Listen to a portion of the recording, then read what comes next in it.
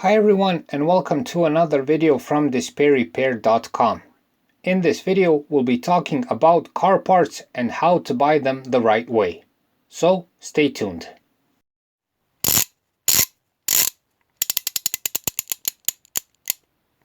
DispairRepair.com.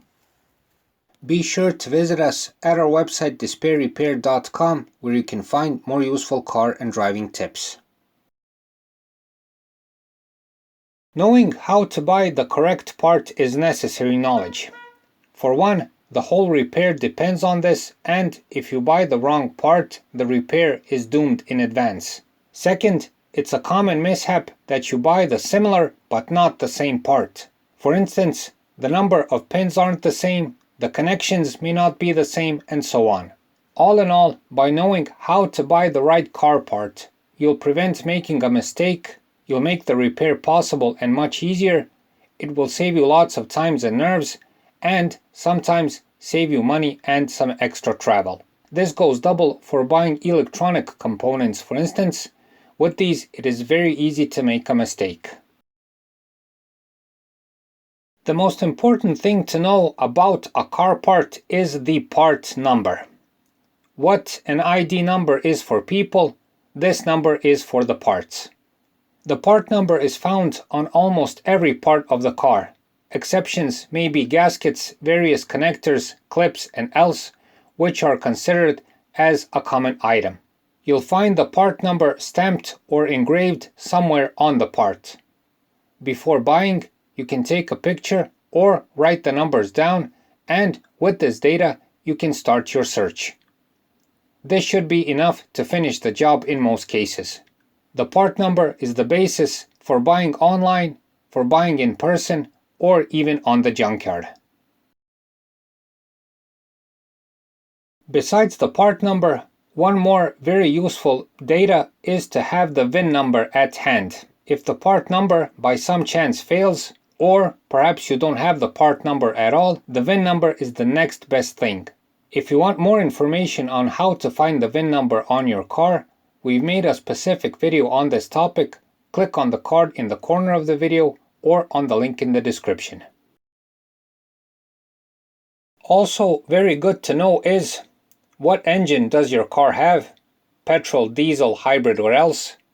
The engine displacement, or how big the engine is in cubic inches or centimeters, how much horsepower the engine has in brake horsepower or kilowatts, what's the model, type, and year of production of your car. For instance, in this case, if I were to search for the part for the Skoda, I would search for the part for a Skoda Fabia 1.4 16-valve petrol engine with 100 brake horsepower. The year of production is 2004 and it is an estate. If you've decided to visit your local car parts shop and do some personal shopping, if possible, bring the old part with you. This is back to basics, so to say, but it is still very effective. You simply compare the old and new part, numbers and all, on the spot, and you should be 100% sure that you've bought the real deal. If you can't bring the part, taking some good pictures is the next best thing. For the last tip, when buying, you'll usually be presented with various manufacturers and prices for the same part. Some will say to buy the cheapest parts, especially if you drive an older car. Some will say buy only OEM parts despite the steep prices sometimes. On this part, one word of recommendation.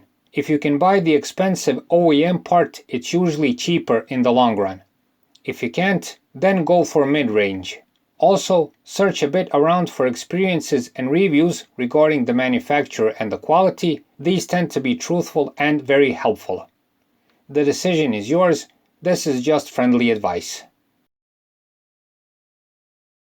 All this may seem like rocket science in the beginning, but in real life it looks like this. You read the part number, you have the basic data about your car with you, and then you start searching. If you're going online, type in the number in the website, see the results, make a choice, and make the purchase. Again, always have a trustworthy website for this. For personal shopping, bring the part number or the part, take a picture perhaps.